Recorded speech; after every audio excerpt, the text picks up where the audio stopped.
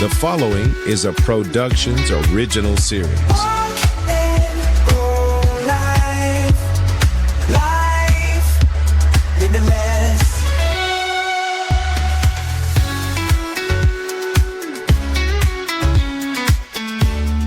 Hello and welcome to Walk and Roll Live. I'm Doug Vincent, joined by Addie Rich. Addie, she loves fall, she loves football, and proving that a little wobble only adds to her southern grace. I love these. Is this what's that DPD thing to me? Hey, I can't reveal any secrets. So Yeah, I'm a right. polio survivor, and Addie, just for the context of our conversation, what's your disability? Cerebral palsy is what I am diagnosed with. But we may have other problems yet to be diagnosed. Well, I think, okay, that's a perfect lead into, my not newly acquired, but newly addressed disability. Okay. I think I told you, and I've shared with everybody about 2-3 months ago, I went and, had a test, a hearing test. And Oh, yes. yeah, they really did a deep dive. And like, I think at the end of what did you do for a living? They're like, I was a what? DJ, and they're like, oh, okay, yeah. That makes sense now. Okay, but so I went and got my hearing aids on Friday. Okay, I was going to ask if the hearing aids were finally here or Oh, what. my gosh. It's a whole new world. Can you hear a fly fart? I think so. Yeah. Yeah. I'm hearing noises that I've never heard before, and I'm hearing noises differently than I have heard before. Yeah. Because, I think most of my hearing loss has been like in the higher registries. And so just water coming out of the faucet sounds so different Yeah. because it's much higher, and there's noises that my wheelchair makes just rolling down the hallway I've never heard before. My goodness. Welcome to the new world. Yeah. It's crazy. So It's got to give you a lot of appreciation for people, though, that can't hear and, get a cochlear implant.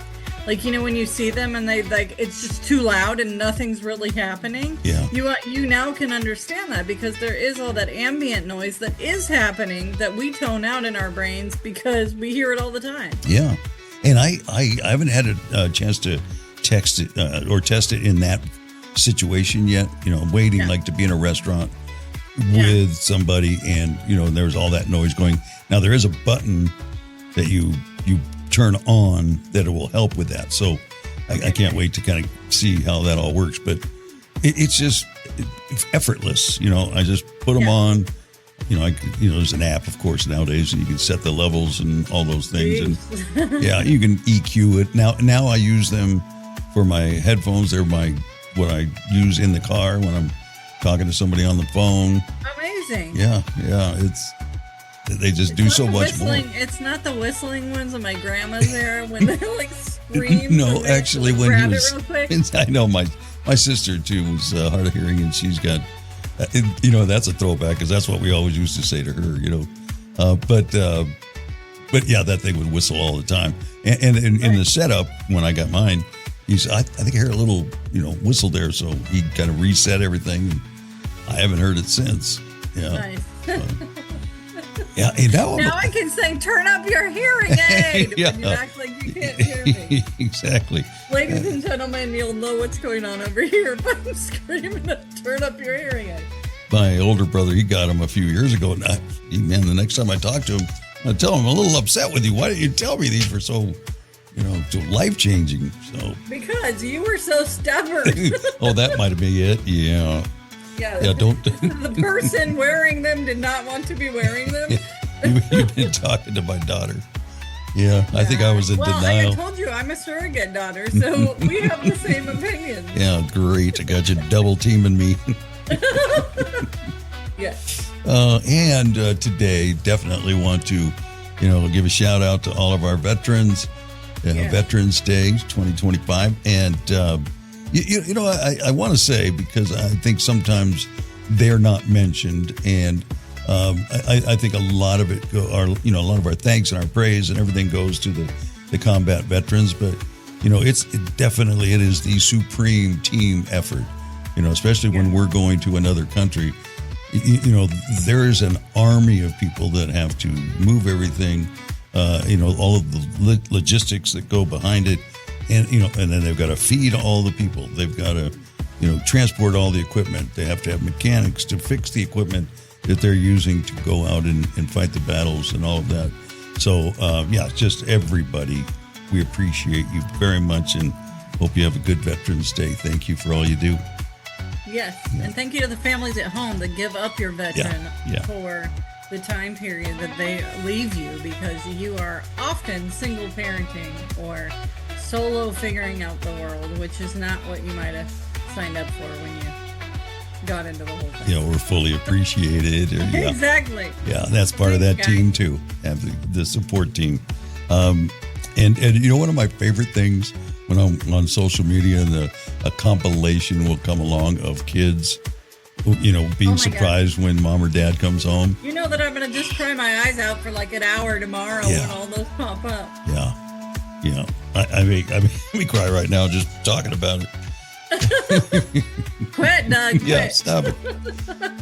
So, one last thing before we turn the corner and get our guest on for this week is want to thank you, Willie Stewart, for coming on.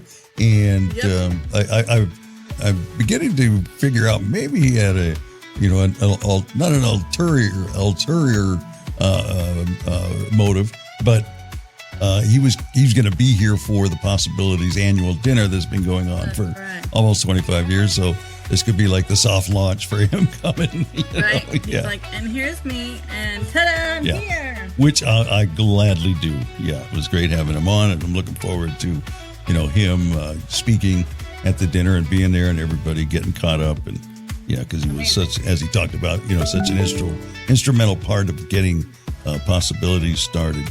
So thank you, Willie, for coming on. Enjoyed it. And then coming up today, we've got Suhrab Zarifi, and he was born in Afghanistan in a war-torn country in the early part of his life, and a bomb blast caught up with him. And he will go into that story today and how it's affected him. And he's, now here in America. We'll hear the whole story. We'll do that right after we hear from Agyar Professional Training. But is there anything you wanted to say before we go? No, I'm ready. I'm ready for the episode. I know what they're going to hear, and I'm, only a warning, though, if you are triggered by stories of war and explosions and things like that, please take care of yourself. Please reach out to someone for care and service if you need those things. This episode does discuss it, and I know it can be triggering. He doesn't hold any punches, so stick with us. And if you like what we're doing here, like, subscribe, share, please. All right, so we'll do that with Suhrab right after this. At Agyar Professional Training, we know that your greatest asset is your team. Investing in their development, knowledge, and happiness is essential for your business's success and growth. To achieve new heights, it's important to hire intelligent, talented individuals and empower them to excel in their areas of strength and passion. Agyar is committed to transforming your employees into happier, more productive, and fulfilled individuals. When your team thrives, your business prospers. Wise leaders understand that providing team members with opportunities to shine in their strengths unlocks untapped potential. Elevate your team with Agyar Professional Training and witness the growth of your business. From the Agyar Professional Training Studios, you're listening to Walk and Roll Live, Disability Stories. Morning light spills across the floor. I take a deep breath and think about what's ahead. Most days I'm moving without a hitch. Sometimes my body taps me on the shoulder and says, slow it down for a while. Life is good. I've got people I love and people who love me back. I get to chase what matters and laugh until I can't breathe. Some days I pause, but I never stop. Life rolls on, and I'm rolling with it. And there are days when I need to rest, and I don't fight it. Welcome back to Walk and Roll Live. We have a guest this week that's We probably said this a few times, but is unique, and it seems like the more we hear some of these stories, the it's happening more and more often. But we've had individuals that have come to disability later in life, early in life, born with it, just in a whole different set of ways, that they've become. Right. But this is going to be, I think, our first. Would like to introduce to you Suhrab Zarifi, and he is an immigrant from Afghanistan. How you doing? How's it going? How's it going, Addie? How's it going, Doug? Well, nice meeting you, Addie, first of all. My name is, so it's Suhrab. You got it spot on, by the way. That's perfect. Yeah. So I've been in America for 24 years. I'm a paraplegic. It's funny because when I go to support meetings, it's about to hit with like, oh, I've been in a wheelchair for 32 years. This is my spinal cord. Do you guys start your introduction that way, or is it more like you just go with the flow and stuff? Yeah. Well, I guess, we usually ask for some background and, like pre-injury, what was your life like? And, what were your interests and those kinds of things. But you actually became paralyzed at 5? So the battle is with my mom that I'm saying 5, she's saying 4. Gotcha. And I'm sticking with my 5 still, and I'm winning so far. So far, yeah. Because the calendar for Muslim people and the calendar for in America is way different. So 10 days, 11 days off. So that's where the fight is. My mom's like, nope, you were 4 years old. I remember it. The sun was out. Everything was, it was snowing. So was it right around your birthday?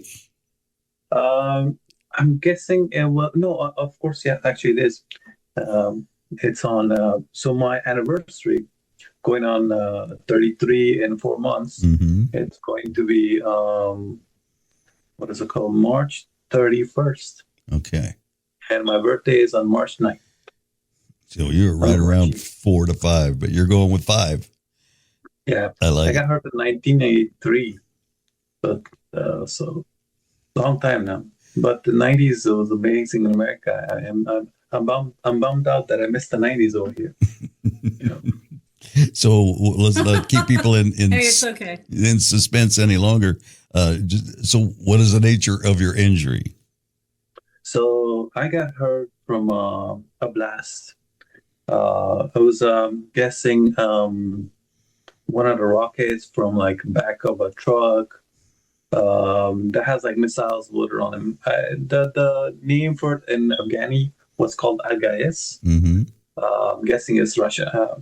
100% is Russian made, and it hit in front of my home. I was just playing in with a snow cart that me and my cousin made, and my cousin was hiding behind a store that was in front of the building that we were actually taking a shelter because it was during the wartime.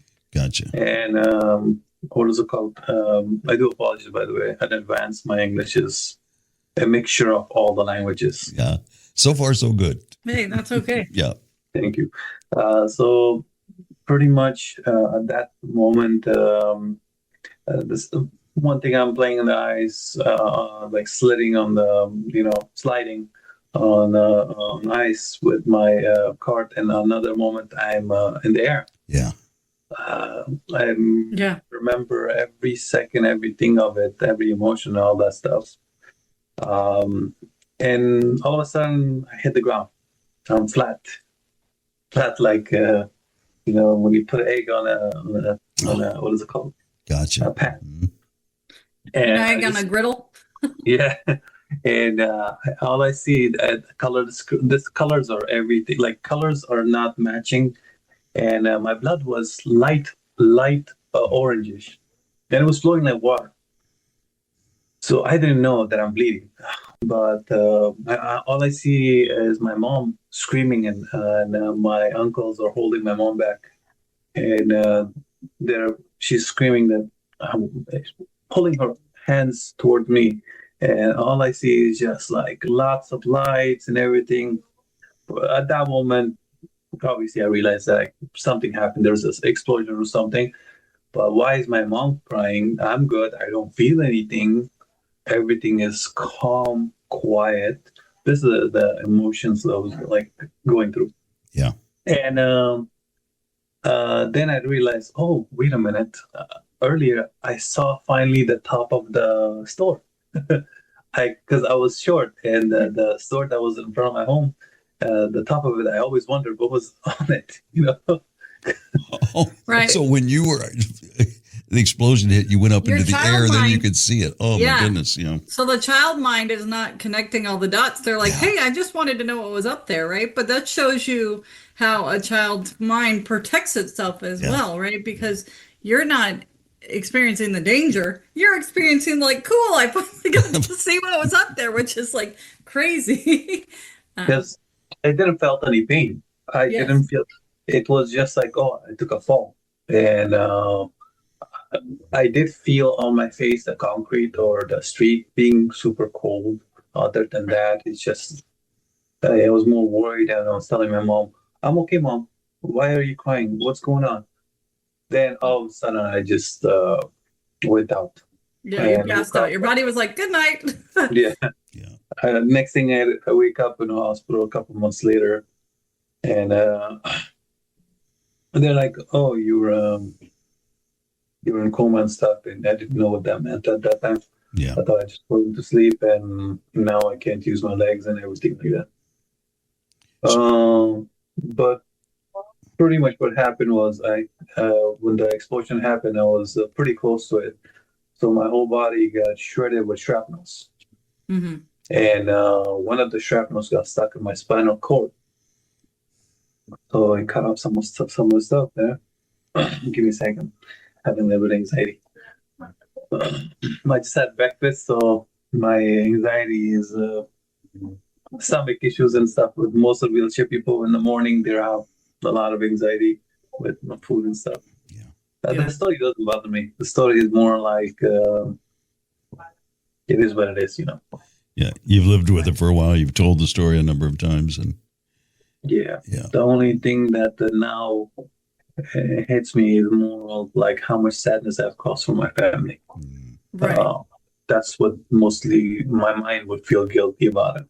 Like it would hit me. Other than that, for myself, I don't really care. It's survivability. You got to survive and adapt. That's how life is.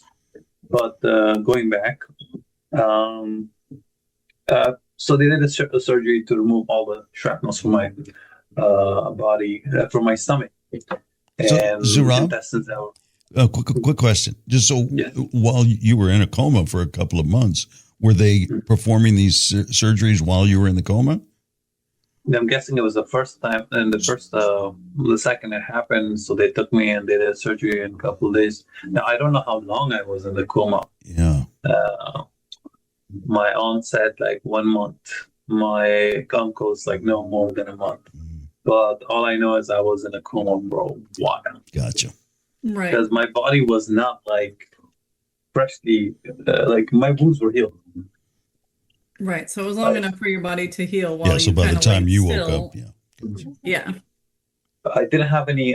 So when I woke up, they did one surgery for my intestines and everything to put back everything together. And apparently I got one of the bullets that shot one of the shots went to my leg, and it came out from the other side. So thank God that didn't cut my leg, because. But other than that, I survived. Thanks God. So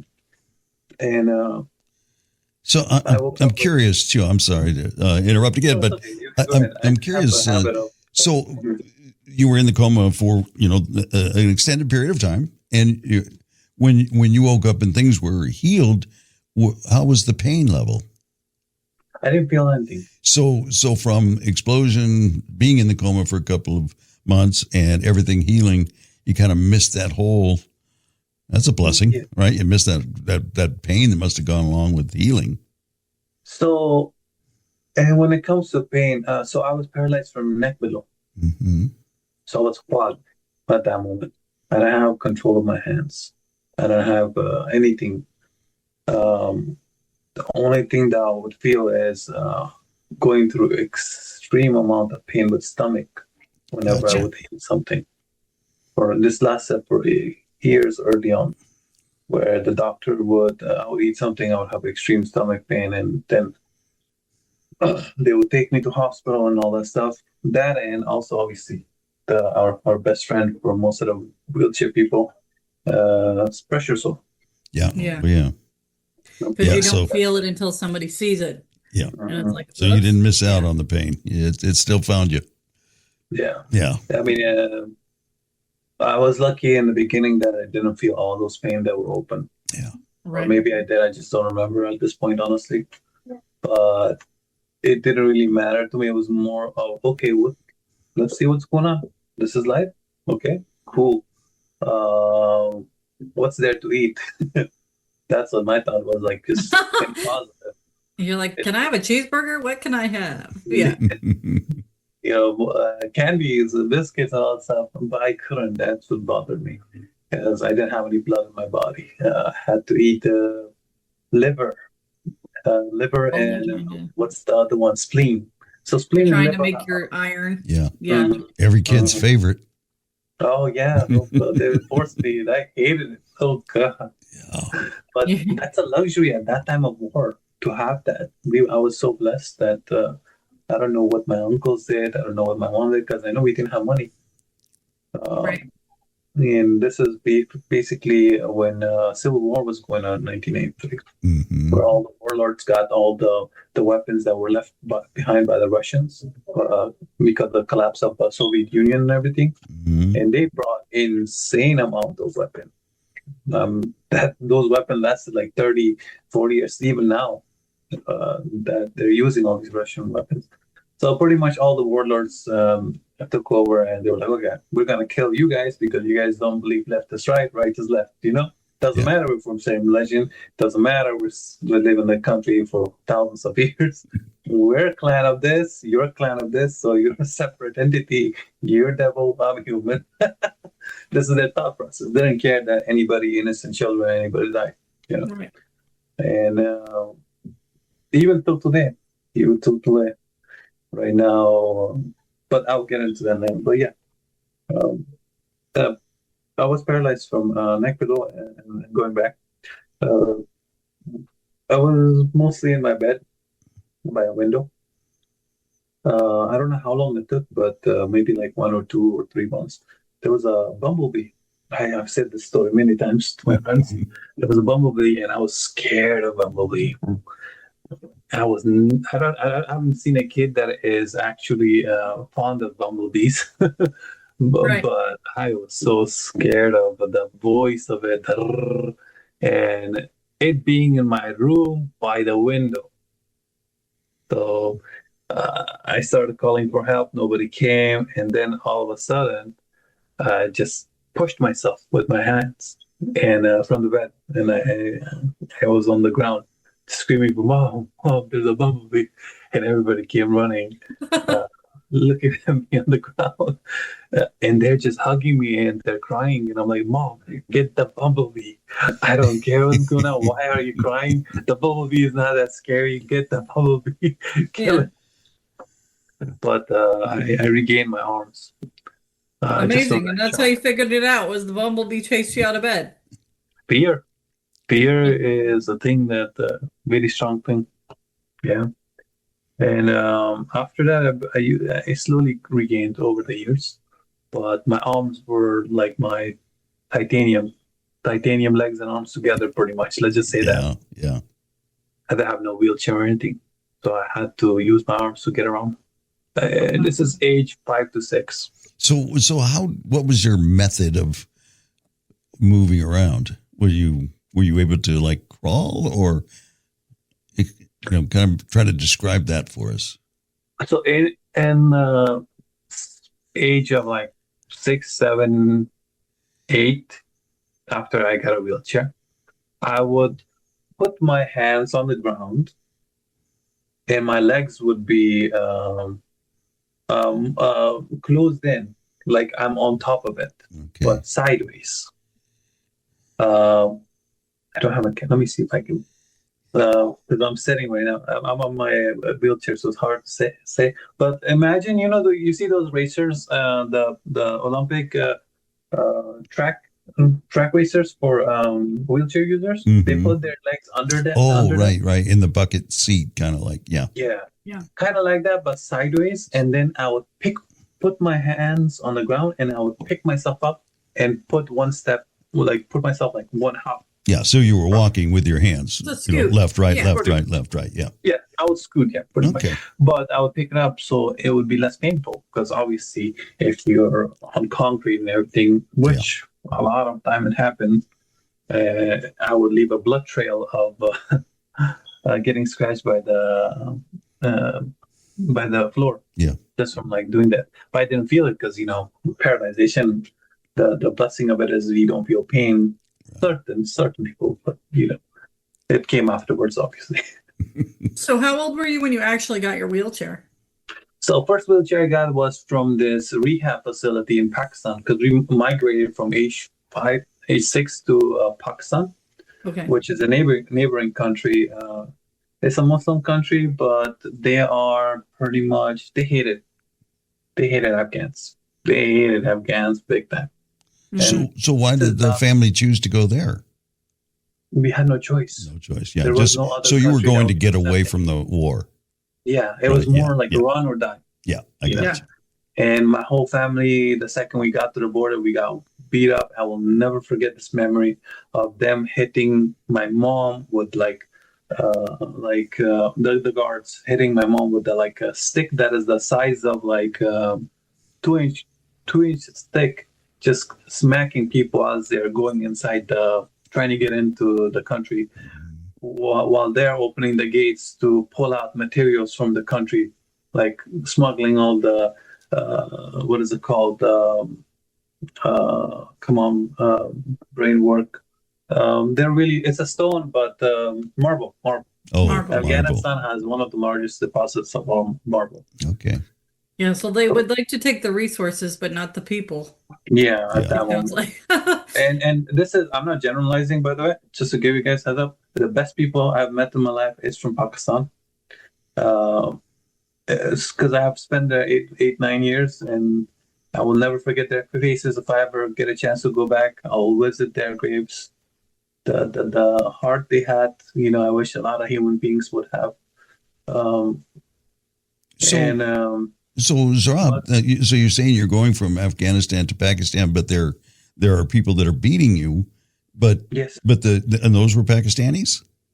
Yeah, but it was so there. And is that a particular section of the society, but at large, so the government. So this is government affiliated. Okay. Yeah, it's but the people themselves, great. Yeah. Gotcha. Right. The government has never liked Afghanistan. Okay. And I understand, because it's hard for them to what is it called? I mean, they want to grow their country, and obviously each one of the country has a bigger power behind them backing up. Yeah. Afghanistan usually is influenced by America. Pakistan is influenced by China, and both of those guys are not friends. Yes. Mm-hmm. Right. It shows you how people get lost in politics, right? Yeah. No matter your affiliation or whatever you believe, fine, stand where you do. But there are humans and children and things like that make up the fabric of what you're hating or liking or whatever. The citizens don't, what their opinion is doesn't seem to matter. Yeah. Exactly. Yeah. That's one thing we have in common. That's for sure. And on that topic, you guys can ask me about anything, religion, politics. I don't mind. I'm open to speak about anything. I love it. I love conversation with people who can, understand and talk about these things openly. Yeah, absolutely. One of the things I'm wondering, Suhrab, is that there certainly is not the facility or the organizations, like we have here in America. So much more difficult, would you say, as somebody with a disability in the Middle East? So Afghanistan,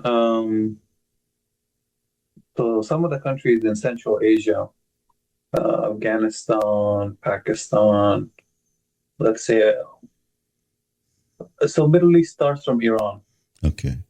That's the section. And Iran is well off good, but not for disabled people. When it comes to disabled people, none of those parts are good. Yeah, which is kind of more of a cultural thing, East. right? I'm sorry, say again? So it's more of a cultural thing. Cultural. Or is it just lack of resources? Lack of understanding. Okay. Ignorance, I would say more. Okay. Cultural, because when it comes to cultural, you're supposed to be nice. You're supposed to be nice to people in general. Like, I don't know if it's so I have seen this difference in here, that there's this thing that I'll go to. In here, if somebody gets in an accident, do you go to help them right away? Does people rush to help them and everything? Mm-hmm. Or does it take like 5 to 10 minutes? Or people just see as it folds? Around the world, when that thing happens, when there's an accident or something, people rush in under 5 seconds, 10 seconds. They don't wait. Mm. Most of the countries from Asia to Middle East, they run to see if they can save life. Obviously, it's not right because certain parts of it not right. 80-90% is good. But if somebody is injured from their back, you're not supposed to move them. Yeah, you just killed them. But yeah, so that's one thing I definitely saw that is different. But still, I mean, they don't know much about wheelchair people. Yeah. I mean, over there, I had people didn't think of me as human. And when I say culture, I don't mean, necessarily the Muslim culture or any of that, but just in the country, as far as disabled people, like you say, they don't understand them. They're like, and from country to country. I mean, I've just heard the stories where, they're just like discarded people, basically, even within a family. Yeah, more. But you didn't have that within your family. It already sounds like. No, I didn't actually. Things got to my dad. He was a professor. Mm-hmm. He was a well-known professor, and that really hit my. Acceptance is good, but how it is over there is okay. So because there has been a lot more wars on that side of the world. Yeah. What happens is the man becomes very important figure in the family. Then if you're not a breadwinner, I think it's called breadwinner. If you're not a breadwinner, you're done. You're waste. Okay. So there is no sharing of emotion. There's nothing. You go work, take care of family. If you're the eldest, you take care of parents. That's how it is. And if you're injured, right, it hits you hard. Validated from those cultural things, right? Because how are you going to do your assignment? Lack of a better explanation. Yeah, much more practical. Yeah, and the sad part is it's literally like continent size. This is what people believe is in continents. I'm not even talking about like countries. I'm talking continents. Mm-hmm. Because and it's understandable because of the war. Yeah. Throughout history, how much war and aggressiveness human picks it up generation after generation. Even if we don't mean it, even if we're different, it's still we have those instincts, Yeah. And culture, obviously, culture is one thing that if it's good, good. If it's bad, bad. Both of them will keep it. That's one of those things, here in America, of course, we take for granted is, we haven't had war on our soil since the Civil War.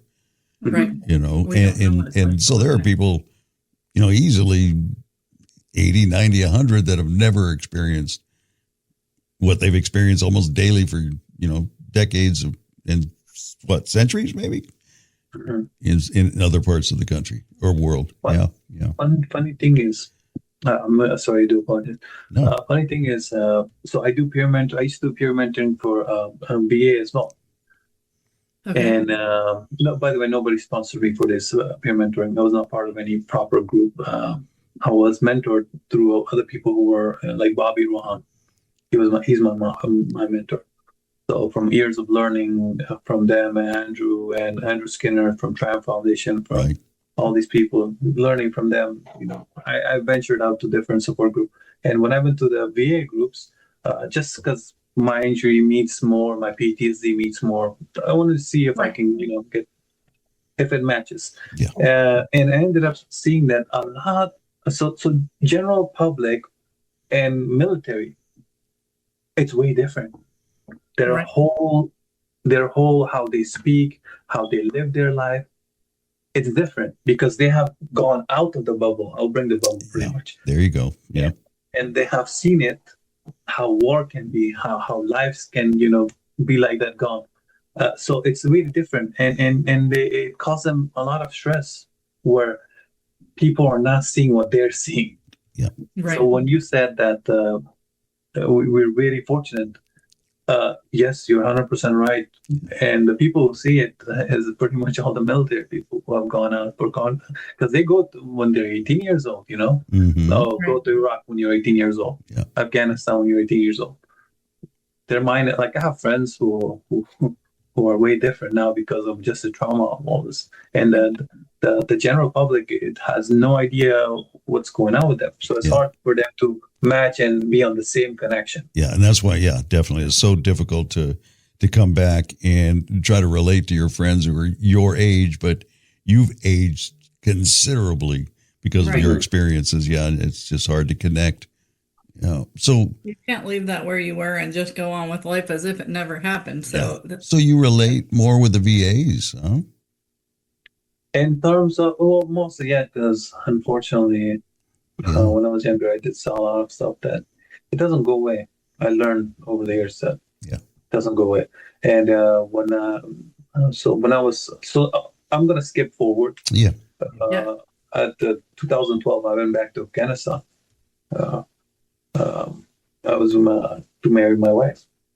And I wasn't planning to marry her, but she was like, nope, you're not. Nothing. You're done. 2 years of talking, dating. Nope, we were getting married. you have put in your time. Now punch your card or go away. Yeah. That's good. And I'm like, I want to explore Afghanistan. This is my first time that I've been here. I want to see if I can help, if I can do anything. Mostly help my group, people. For your country. Yeah. Right? Yeah.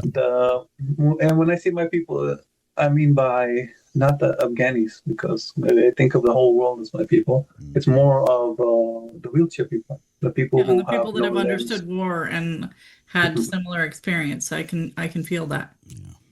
Yeah, that's. I mean, I have looked at it always like that, because if I look at it like in one way, oh my God, this country is getting torn apart, it will make me depressed instantly.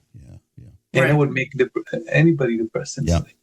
Because then you're worried about the whole point. You're fixed on that point, and that point becomes bigger and bigger and bigger because you want to be able, as a human, we want to help. It's in our nature to help. Because it's causing you distress, negative impact, as you're seeing it with your eyes. So what happens is I have to look at it as a whole. In Africa, there's so many countries, and in China, and so I look at it that way when it comes to just human pain. Right.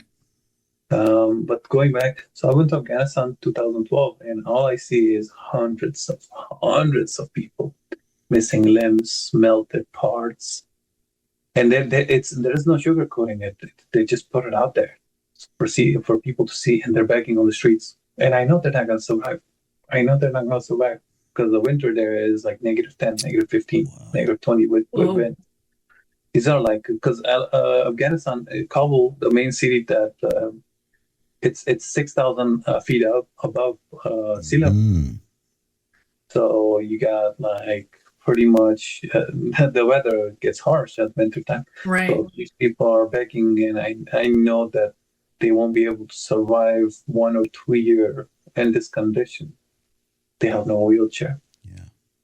So hundreds of them, and as I'm coming into the country and going out of the country after my visit, I see hundreds of thousands of transportation helicopters. So much money in the country. Where the hell is it going? Why there's thousands of people suffering, and I have a wheelchair. Imagine you having food and everybody's hungry around you, and you're eating it in front of them as you're walking. That's what I felt like, and I hated it. it gave me that's how my depression came. Before that, I was a lion. I did not care if anything, was happening to me. I was like, okay, I'm gonna face this life and I'm going to see it to the end with happiness, with joy that I'm blessed. But after that is like, this is a really depressing world. Yeah, got to be very difficult. Yeah.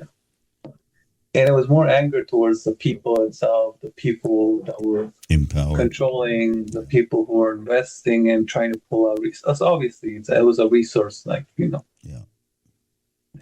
Wow. In Afghanistan, there's no private groups that can help somehow. No. Like we have, churches will do that kind of thing here, and And in terms of what private groups, like help in for foundations and stuff? no, just like organizations like here we have. Oh, the Red Cross.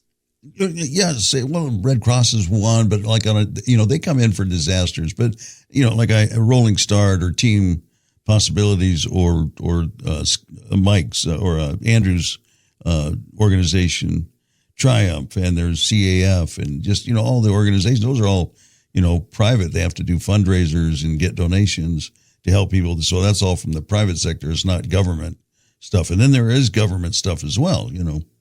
Organizations. So nothing like that. And there is of course, but unfortunately, human greed. Human greed. Yeah. So let's say if they're putting on like 100% of the resources from all around the world. Yeah. By the time it gets through all the hands, there's only like 1% left, and that 1% is still a lot. But so you've probably got the greedy people who are just trying to get it for themselves, and then you've got, because it's all going there, the people, the rest of the population is struggling as well. Yeah. No, 100%. Right. So, yeah. 100%. Yeah. It's like a sandwich. How do you cut a sandwich into a million bites? Yeah, You can't. You can't. Yeah. And how do you cut a sandwich that has 5% of it's left, in a million bites? Exactly. But this is where the anger for certain people or certain groups of people that from Afghanistan started in the beginning was because of this. Right. Like, man, what are you gonna do with all the money? You're gonna go to grave. That's it. It's over. Yeah. Greed is a tragic human flaw. 100%. So you go from Afghanistan to Pakistan, and then where do you go next? Or how long do you stay in Pakistan and then migrate to your next stop? So from Pakistan, I was from age 6 to pretty much almost 13 years old. Okay. So what is that? 7 years old? 7 years? My brain is dead. Sorry. Yeah, something like that. Yes, 7. 7.5 years I was in Pakistan, and we lived in 3 locations at that time. Didn't have any wheelchair for the first 2.5 years, 2.5, 3 years. I got the granny wheelchair. Yeah. It's not my fault. Somebody put a granny. He could have been a grandfather. So to all the group that's saying, it's not a granny. But yeah, the granny wheelchair was my first wheelchair. Yeah. And I have a picture of it. I had curly hair and I looked like a girl. You're rocking it. You're just happy to be off your hands. Yeah. So we were on the second floor and they had this balcony. The balcony was like around, let's say, like 30 feet by 60 feet. Okay. 30 by 60 feet, and it's made out of granite or marble or something. These were the normal houses people were renting in Pakistan, Islamabad, like one of the richest state, and we were renting it, and it would rain. And so I would block the holes where the water goes out. So it would be like a mini swimming pool. You're like, look what I can do. I'm going to block the gutter and I'm going to make a pool. I didn't know that this could mean that the house could fall apart. So the landlord would come and beat us up. yell at my mom, and I would do it again and again. So you maintained your mischievous streak Yeah. because Oh, you God. were bound and determined to have a swimming pool. The stories I have. So at age 8 or 9, I would climb up a tree all the way to third floor and just sit there. As my friends are coming out of school, I would just sit there and eat fruit from the tree, and they would ask me, "How did you get up there?" And I would be like, "It was easy. It was easy. Why didn't you come to school?" I don't know. School is not your favorite part? Oh, it was. It was just I don't know. That day, I guess I didn't go. The reason why I was favorite because it made me felt normal Yeah. with everybody else, just meeting new people, making friends. My whole thing in the beginning was all my life, I love talking to people. I love making friends. But And it's that maintained. You're just a friend you haven't talked to yet Yeah. versus like a stranger who you're trying to avoid. So where did you go after Pakistan? And were you able to go because your father was a teacher or what No. allowed you to kind of move? So it was my mom. Unfortunately, so in Afghanistan, my father got kidnapped because he was in a government. He Oh, wow. was deputy of water transportation give me one second, sorry, in Afghanistan, for the whole Afghanistan. Hmm. He got promoted to CEO, but then 2 years later, the whole country fell apart, and he didn't flee. That's the sad part, because majority of people who took bribes, they fled. Right. Bribe is a very famous word over there. And so they fled because the people who were coming were Taliban and other warlords and stuff. Yeah. So they pretty much, what is it called? My dad stayed there and he got caught by them. Yeah. He got caught by them because anybody who's in the government, they must all be slain. Why? Because if there's somebody smart, people will follow them. Right. That's the best way to knowledge is power. Yeah. Yeah. So they did that, and my dad got kidnapped for many years, and we didn't have a dad back then. My mom was the one who was helping us out, and then our dad found us and transported us to Pakistan. But what ended up happening, he was not there, and when I did got to see him afterwards, when he disappeared, it was pretty much we would go to UNHCR or like embassy and just stay there and go through sunny days without an answer multiple times in Pakistan. And I didn't have a wheelchair right then, so I would just be on the ground. And sometimes these idiot police or the racism and whatever, they would shoot a fire, not fire, what is it called? A bullet in the sky. And everybody would panic and run. So all the people who were like thousands of people who were in front of the embassy, they would trample each other. I got trampled a couple of times. Jeez. But my mom, I will never forget this memory that my mom like shielded me as everybody was just running because I couldn't run. And this lady, I don't know if she's still alive, but all these memories in front of the embassy and all this stuff, I will never forget all this stuff. Yeah. The hardship just to get here. Right. Just to come here. So eventually you make it to the United States, and Yes. Where do you make it to? I make it to Van Nuys, Los Angeles, California. Funny thing is, in Pakistan, there was this TV called HBO TV channel. Yeah. It had all the English channels, and I got exposed to American culture very fast. Just watching HBO and HBO After Dark, obviously, because That's Oh. good. that's very, very child friendly, apparently. Yes. But I got to watch movies, and I loved cartoons and everything. He-Man, Thundercats. What's the other one? Cat Fighters, I think. The one they eat chilies and go on jets. I don't know if I know that one. Pretty much. So, and obviously my favorite, Baywatch. yeah. Right? Oh, yeah. So I was ready for America. It's like I was trained just for America. So by the Los time Angeles. you got here, had you picked up some English? No. No. Yeah. So when you came here, you had to just All you could start. do is repeat an episode.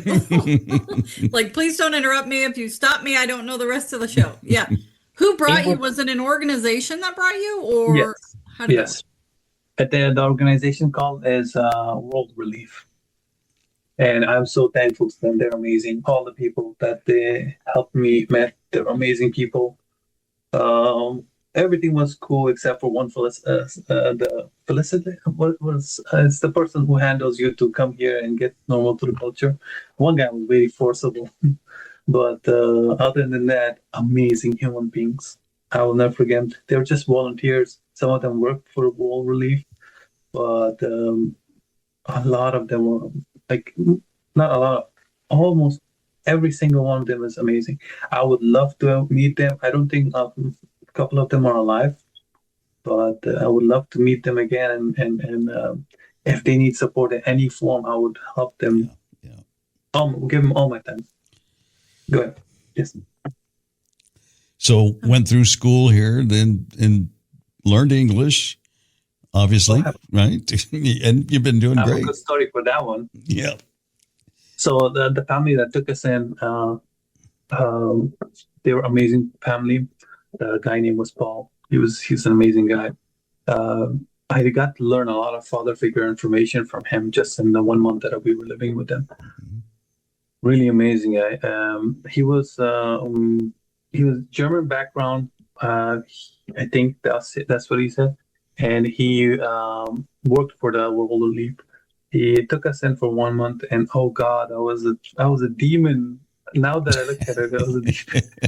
But I remember they were so nice family. They were amazing family. So I said one word that I learned in Pakistan from this lady. I'm not gonna name her. She taught me the word shit. And it was surprising to me. And they asked me, "Have you learned any English?" And I said, "Oh yes, this word." And I said, "Shit." And the second I said this, they all jumped in the air like, "Huh? No, don't say that."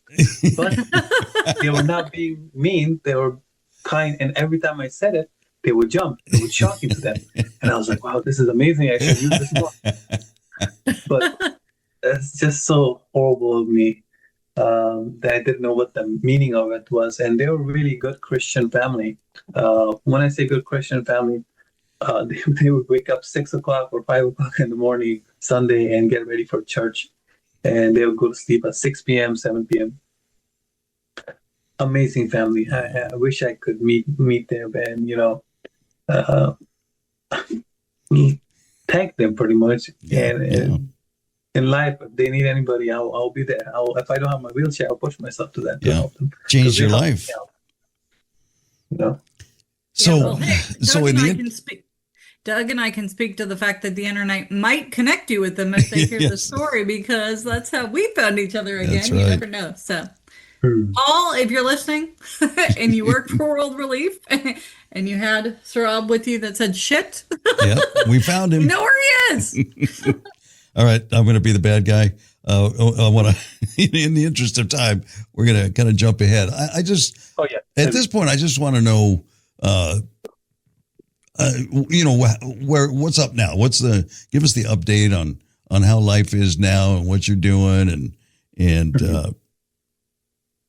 So right now update. Came to America. I'll summarize it really quick. Yeah. Came to America, did 13 surgeries. Some of them were good, some of them weren't necessary. Did not connect with any wheelchair people for till 2014, when I was my lowest of my life. After I went to Afghanistan, I went through depression, dark depression, and all that stuff.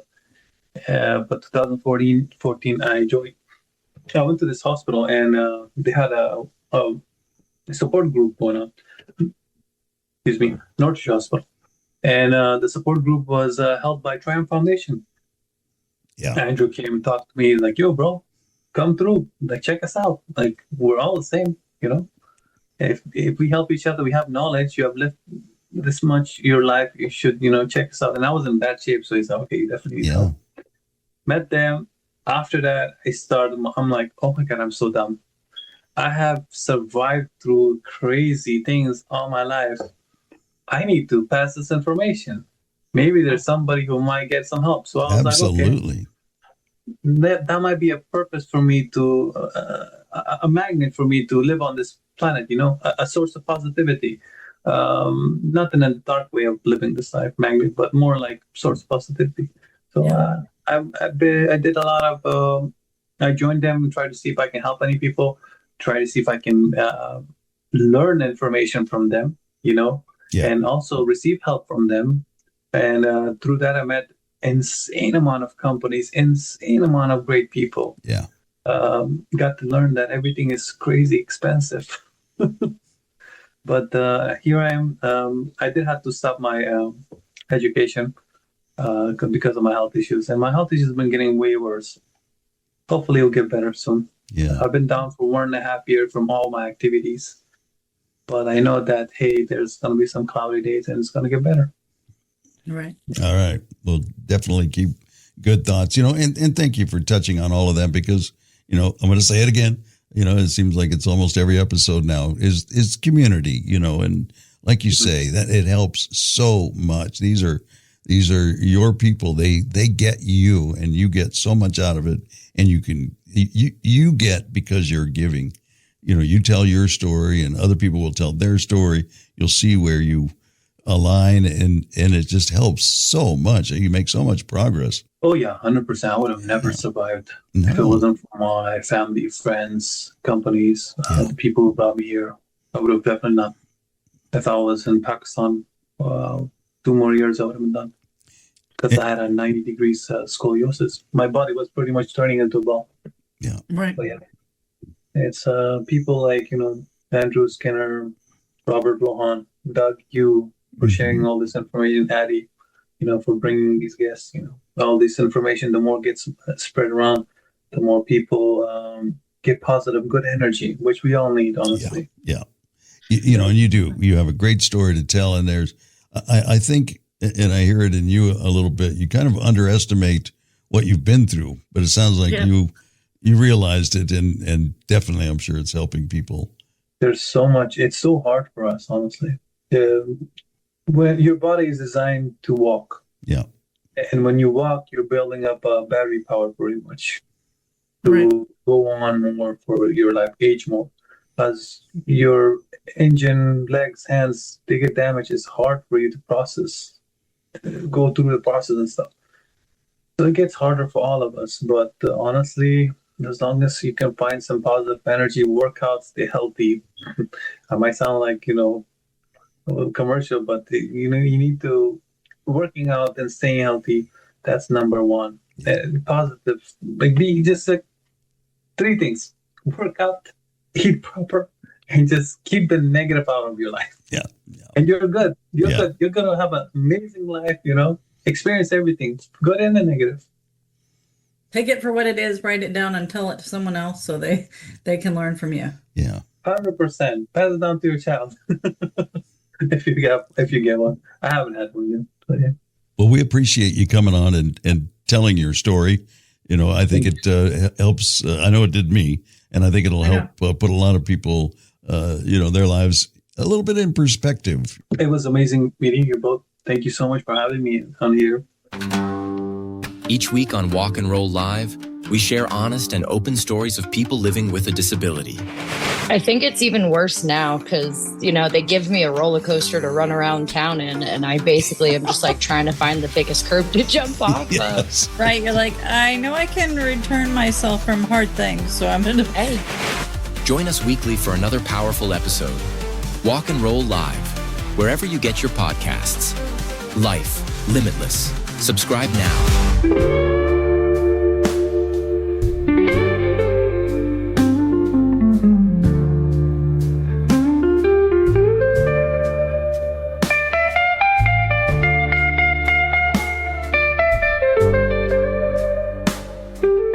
From the UGYAR Professional Training Studios, you're listening to Walk and Roll Live, Disability Stories.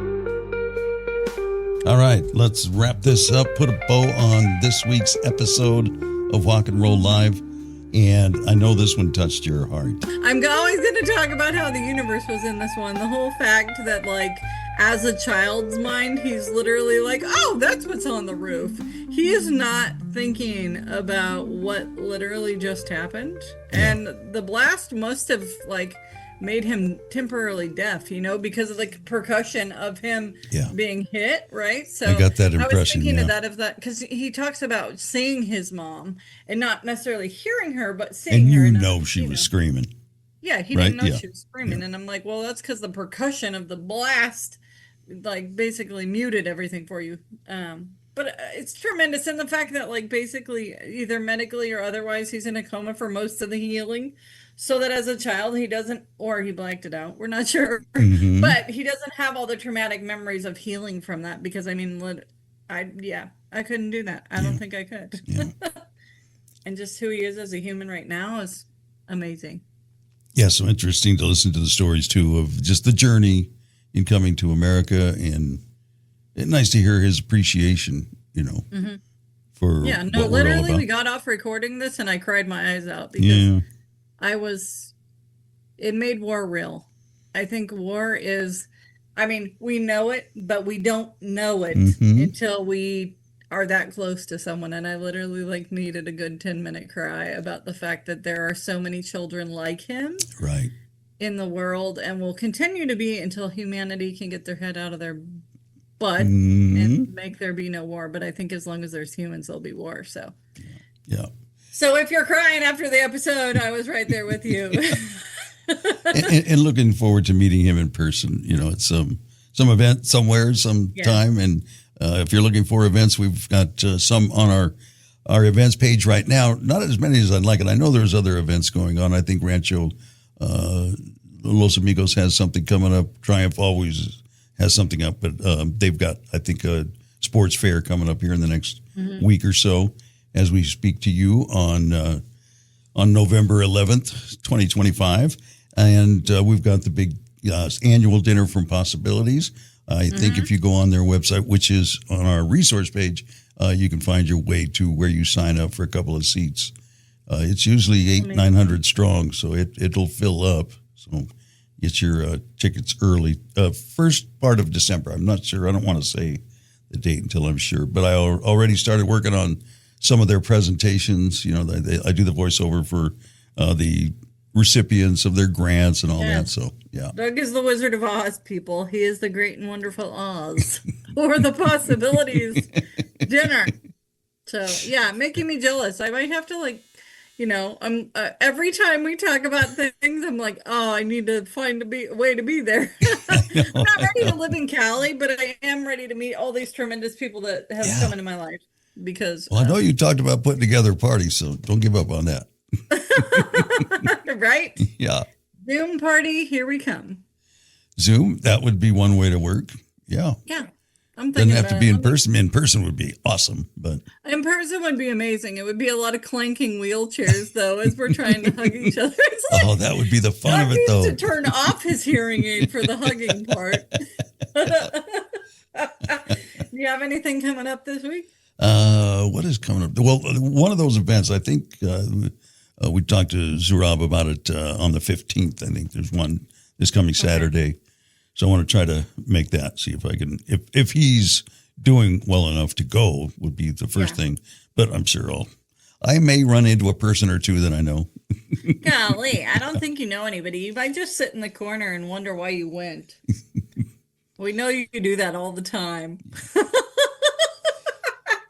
And if anybody else, you know, I say this all the time, and I will continue to, you know, put out the invitation. You know, if you are nowhere near Southern California, where, you know, at least I am, and Addie's in Atlanta. But if you have an organization that you work with that's much like, you know, the ones we talk about here that have adaptive sports and all the other things, you know, please send us the information. Send their contact information. We'd love to have them on to talk about the world in your area and what the community is doing in your area. I mean, you know, wherever it is, Denver, San Antonio, Milwaukee, Anywhere. North Carolina. Yeah. We whatever. want to know. We want you to be part of our tribe. Absolutely. Come hang out. Yeah. And if if nothing else, if they have an event that you're looking forward to, we'll put it up on our page so that people can find it. I think that's all we got, right? That's it. All right. Oh my God, I can't believe it's November 11th. What is going on? I know. So you're going to go bundle up and enjoy the 30-degree weather, and I'm going to put my tank top on and go out to the 90-degree weather here in Southern California. Okay, let's split the difference. But yeah, let's do it. Yeah. All right. Have a good day. We will talk to you soon. Thanks for listening. I'm your host, Doug Vincent, along with Addie Rich from the Agyar Professional Training Studio. This has been Walk and Roll Live, Disability Stories, Life Limitless. Walk and roll live.